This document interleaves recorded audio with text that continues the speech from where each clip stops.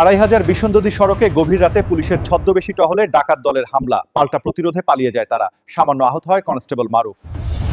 নারায়ণগঞ্জের ২,৫০০ বিশনদী সড়কে গভীর রাতের নীরবতা ভেদ করে ঘটে গেছে চাঞ্চল্যকর ঘটনা। ছদ্মবেশে সিএনজিতে টহল দিচ্ছিল পুলিশ। ঠিক সেই মুহূর্তে যাত্রী ভেবে সেই গাড়িতে হামলা চালায় একদল ডাকাত। কিন্তু ভেতর থেকেই বেরিয়ে আসে পুলিশ সদস্যরা। মুহূর্তেই শুরু হয় ধস্তাধস্তি। পাল্টা প্রতিরোধে ডাকাত দল পালিয়ে যায়। ঘটনাস্থল থেকে উদ্ধার করা হয়েছে একটি রামদা।